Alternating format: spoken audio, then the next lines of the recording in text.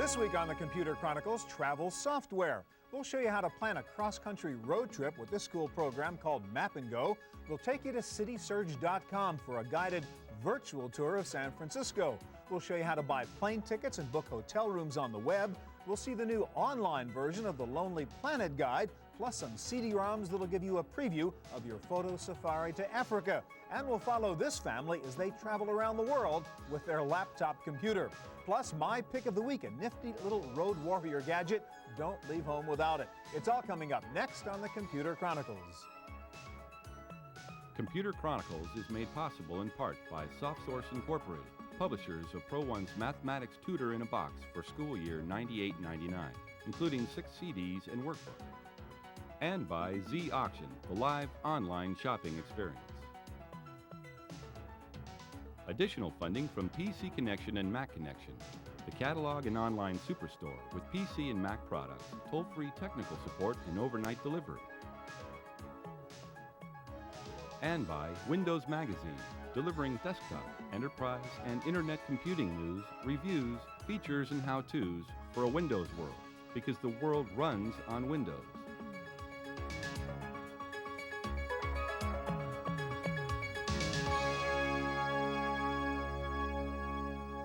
Hi, and welcome to the Computer Chronicles. I'm Stuart Chaffee.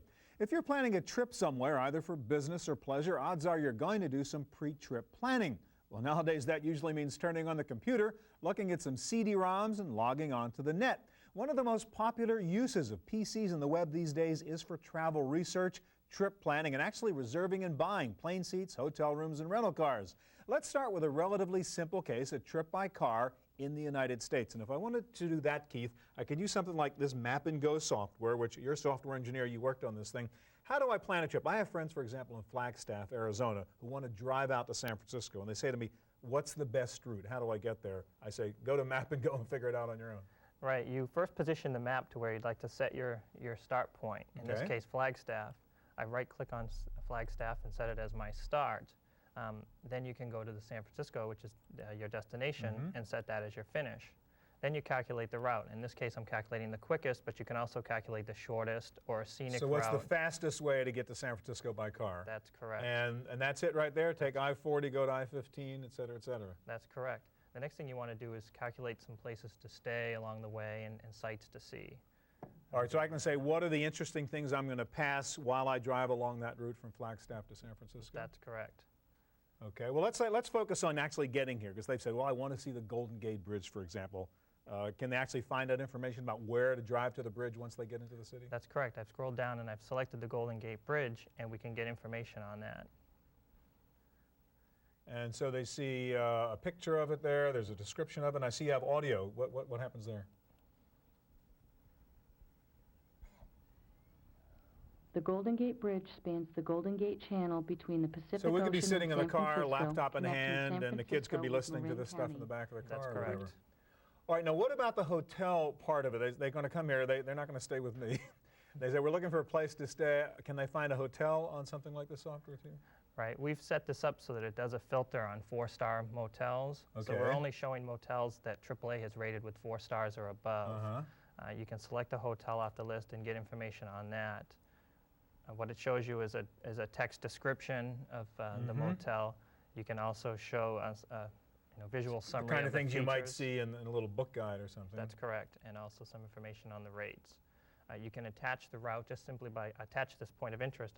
Simply by clicking on the attach button. All right, so I could print out that route that you showed before and attach the things I want to stop along the way, the descriptions of those, and so on. That's correct. All right. You've got a GPS little thing over here. Does this actually work with the software? What does this thing do? Well, connected to your serial port on your laptop, it allows you to track with a moving map display as you drive down the street. If you have Can you show me what that would look like? Sure. So this would be a live GPS. This is, for people who don't know, a satellite receiver. That's correct. That's tracking my location, and it's feeding it into your software so that I can actually have a map display on my laptop, and it shows me where I am? That's correct. What's that look like? So tell me what we're doing here. Right now we're tracking from a log which was recorded earlier. Okay.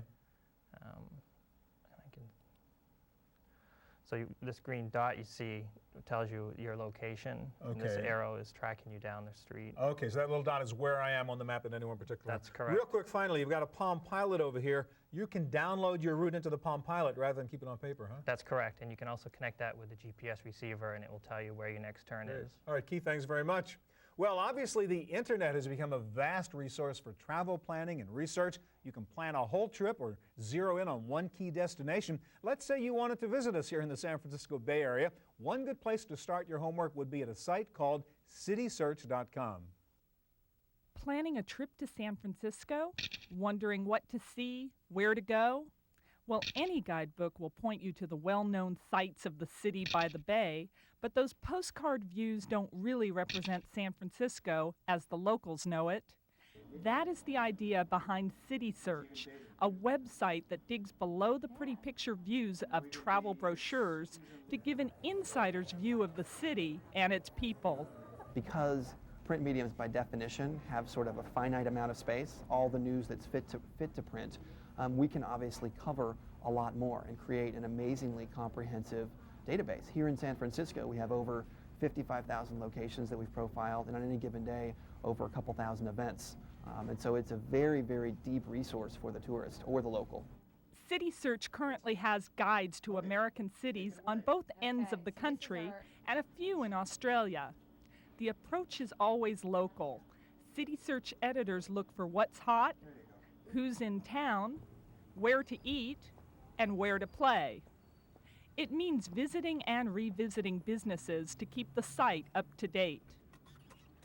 Alongside hotels and restaurants, CitySearch recommends some unusual attractions. There's the Melting Point, a beer brewery turned artist studio and gallery. Then there's the Barbra Streisand Museum, a glitzy palace of memorabilia, where images of the singer stare down from every wall. It may not suit everyone, but that is not the point. When I go to a city and I'm a tourist, sure, I want to know what the basic tourist sites are and the basic locations, but I want an insider's view of that city, written by people who live and work in that city. And so what I get with CitySearch is I get, for a tourist, all of the basic information about the key tourist locations, but then I also get lots of in-depth information about really where San Franciscans hang out and what are the great bars and clubs and restaurants and things of that nature. And so it's that view that really complements it for the tourist. For the Computer Chronicles, I'm Sarah O'Brien.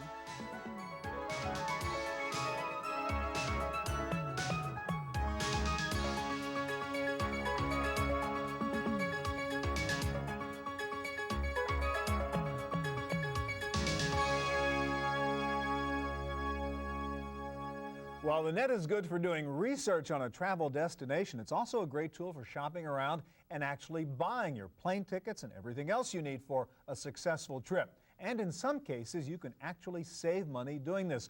Michael, you wrote this book, Net Travel, How Travelers Use the Internet. Can you really save money by buying plane tickets online, for example?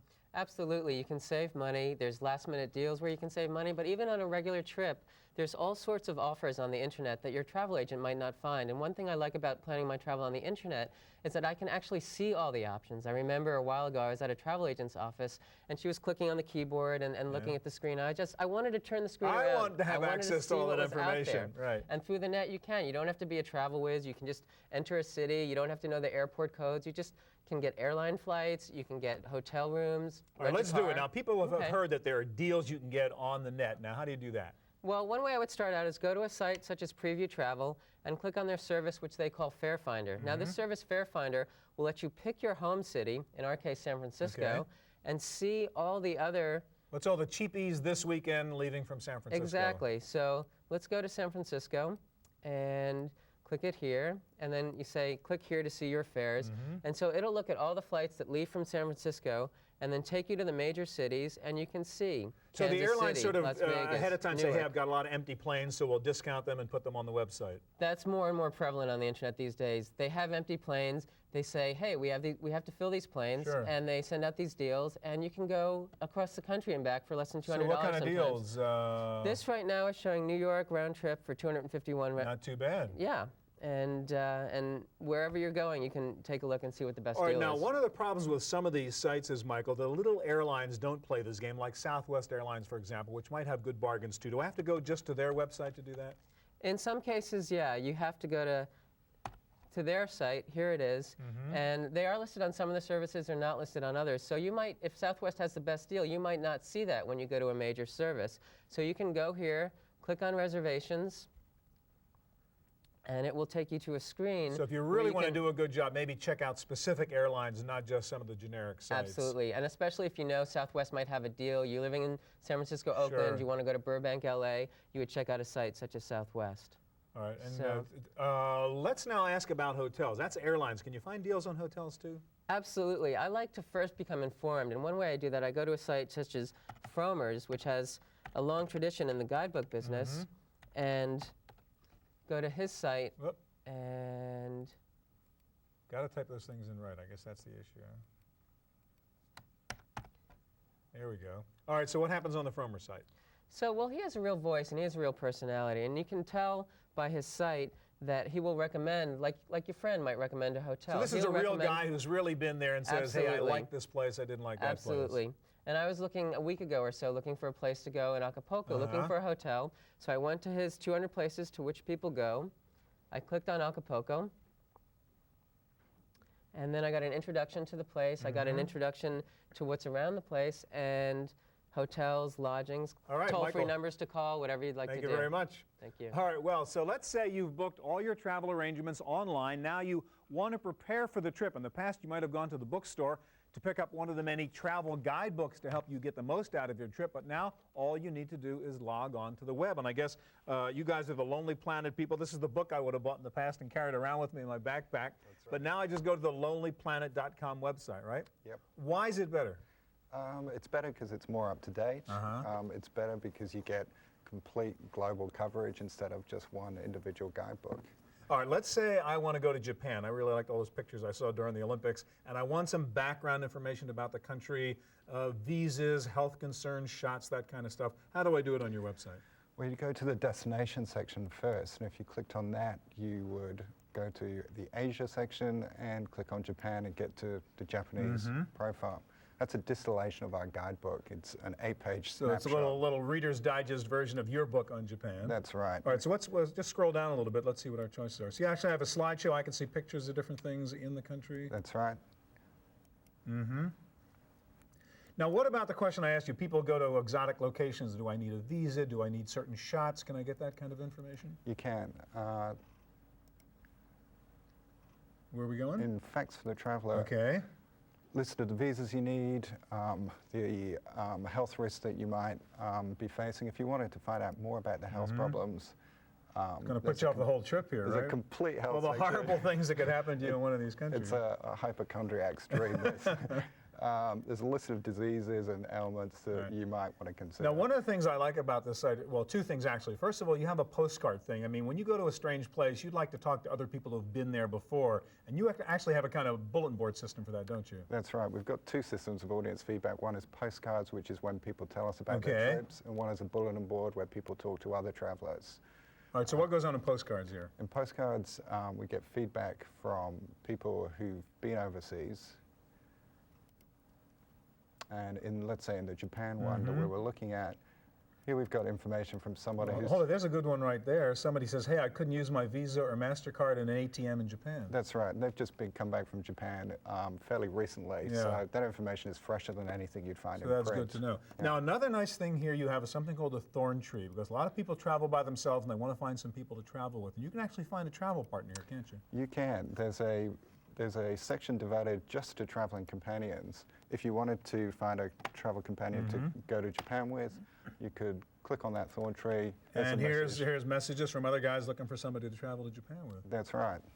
You could post your own message and respond to them, and you could set up your own relationship. All right, now finally, what about Subway? That's really a cool feature you have here. Subway is our realization that we can't provide information to every single thing there is to do with travel. So we've got a section of links that cover things that you should think about before you go, while you're packing your bag, and while you're arranging your transportation stuff. So it covers basically the whole gamut of possible links to websites covering everything from how to pack a decent bag to how to book your airplane. All right, so you're admitting we can't do everything on our website. We'll be big boys and we'll show you all the other websites to go to that can also get you relevant information. You have to be brave enough to admit that. Yeah, well, I guess when you're Lonely Planet and everybody knows your brand name, you can get away with that. Yeah. All right, so it's lonelyplanet.com. David, thank you very much.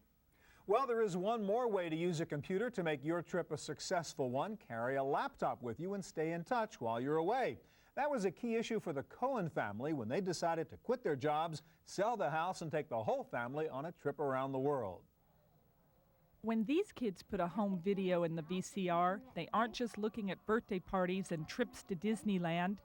The Cohen family is reliving a trip around the world that lasted almost a year and a half.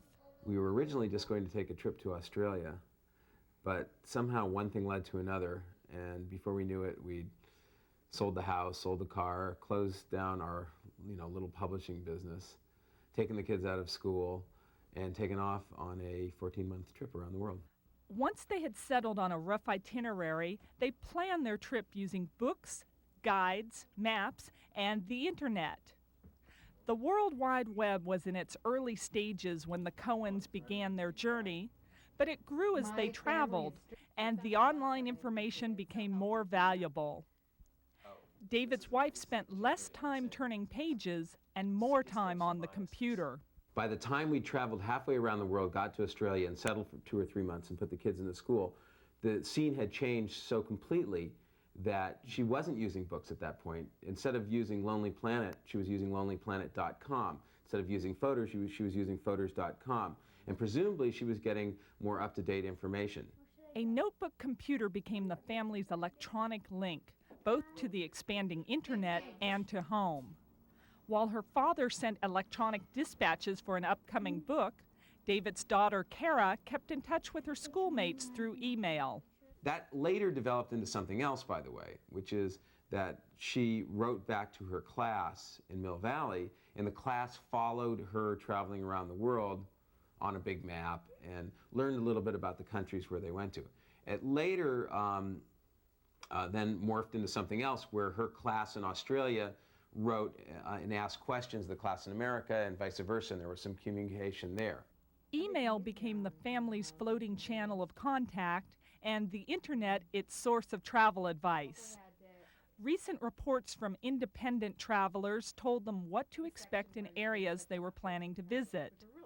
Sometimes the information was correct, but not always. Once after reading about Cambodia, they decided on a trip to Phnom Penh. And then I ran into another guy who just arrived in Phnom Penh, and I saw his guide go running, and he was with his family, and I saw his guide running up to him and like having a very serious and concerned talk, and I wasn't sure what that was all about either. And then the day after we left, literally within 24 hours, we turned on CNN in Vientiane in Laos, and there was rocket battles in the streets of Phnom Penh. So the web is accurate to a degree, but you should take everything with a grain of salt. For the Computer Chronicles, I'm Sarah O'Brien.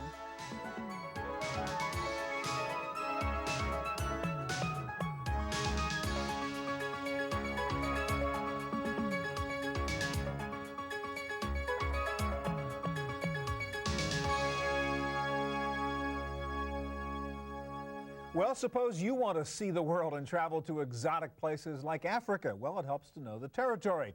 And one easy way to do that these days is to pick up a CD-ROM and take a virtual tour of your destination. Jerry, you've got this Wild Africa CD-ROM here from Sumeria. How would I use this to plan a trip? Say I want to do one of these photo safaris to a game reserve in Africa somewhere. A little bit like a book. You'd get in, explore the entire area, look at the 350 photos. All right, so let's start. Okay, so you've got a slideshow, I see, and that's what, 350 different pictures taken from this particular area. And we're talking about Zimbabwe and Botswana primarily, which is where these parks are. Well, some gorgeous stuff there. Makes me want to go. All right, I know you don't want to show all 350, but let's jump back to the main menu there and look at some of the other things. What is the movie tour? It says a documentary of the region. Well, a movie tour is actually a full half-hour original documentary produced about the region that will show you. Most visitors travel to the southern let's just watch it for a accessible second. area of the Okavango that lies adjacent to Chiefs Island. the principal body of permanently dry land in the delta. So this is the Okavango. We've seen that on This southern region exemplifies the Documentaries on Okavango. TV. So you created this stuff all yourself, though, huh? Yes. And I can navigate through that, and if I'm interested in a particular park, a particular area, just jump ahead to that. Let's do that. Let's go to the Okay. parks and, for example, select Moremi so we can see something about the Okavango. We've got detailed maps about the region with slides and photographs that are in appropriate areas. You do a rollover, you can see everything from bird life to camps. So this would really be a good preview of what it would be like being there, Right. knowing what kinds of pictures to look for. What about things like accommodations? You know, if I think about going to Africa, I'm not going to find a Hilton in the middle of some game reserve somewhere. Can I find information like that? I mean, what the conditions might really be like? You can. In the reference section, we do everything from talk about the specific lodges. We've gone in and looked at them, contact information for them. We've got photographs of the travel areas in the various sections, online support for it. All right, you showed me that sort of big aerial overview, but how about specific directions? I mean, if I'm traveling from place to place in the middle of Africa, I can't assume there's going to be some freeway with an entry sign and an exit sign there.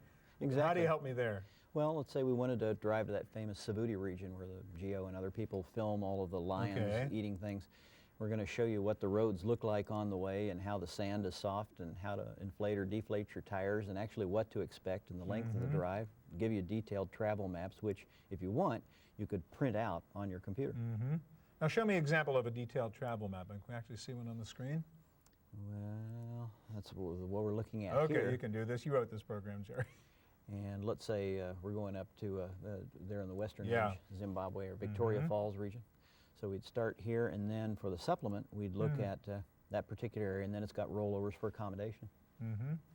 All right, and what other kinds of pictures or information might I get when I'm planning a trip? Again, this is not the normal place you're going to, and I might be concerned about things, as you said, traveling and what kind of, I saw a thing, four-wheel drive information. What would that be? Right, under reference, for example, if you wanted to sort of get a preview of what you're going to encounter on the roads, here's your...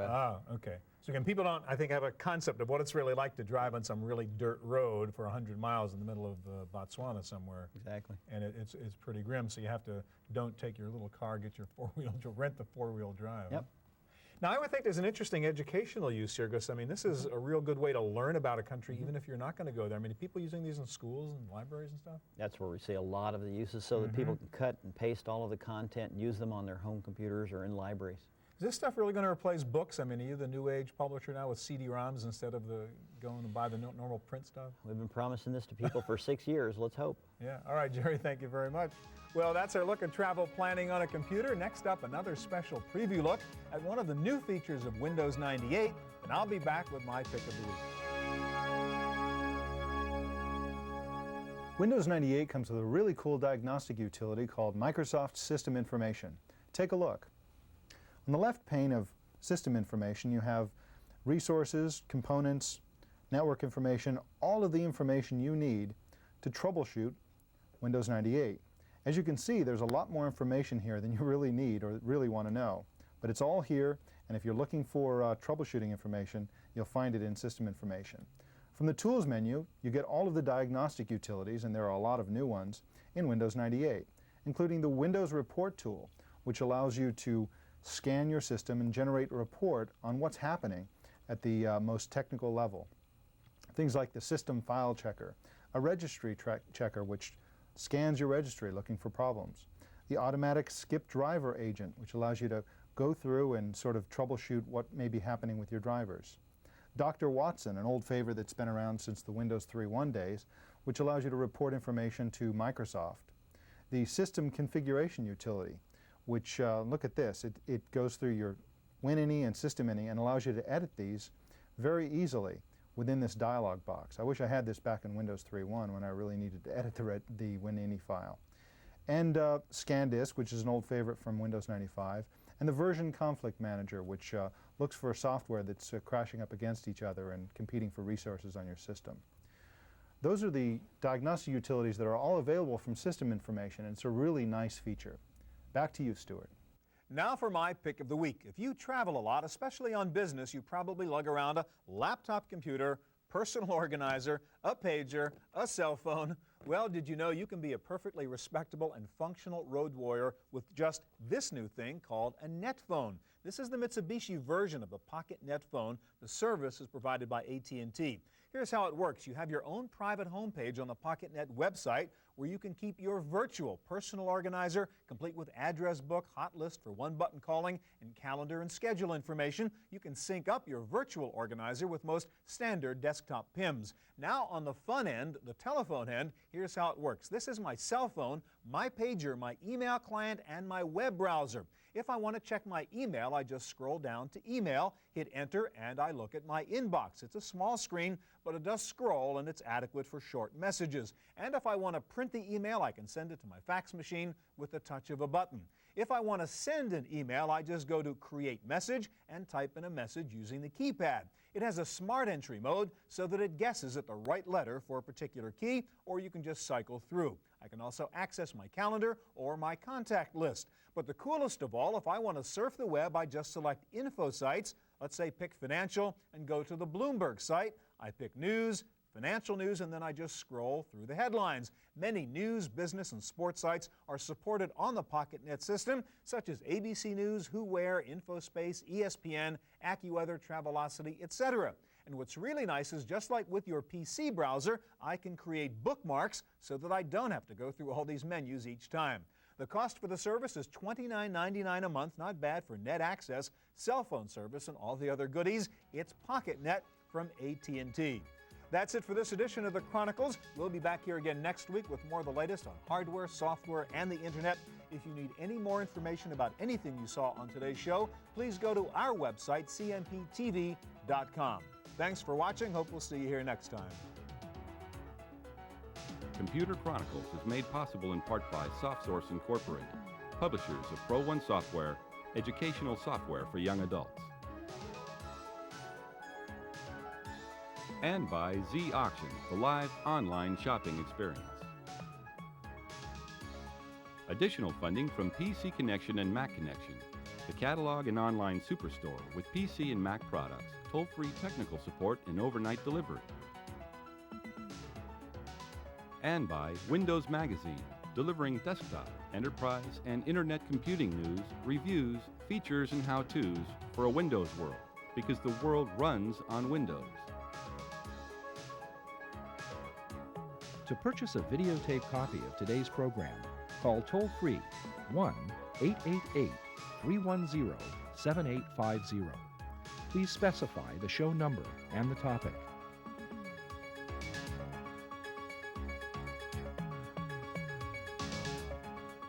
Next week on the Computer Chronicles, coverage of the annual Excellence in Software Awards, the Codys. We'll show you Riven, Cody winner for Best New Consumer Software Product of the Year, and Diablo, winner of the Cody Awards for Best Adventure Game and Best Online Multiplayer Game.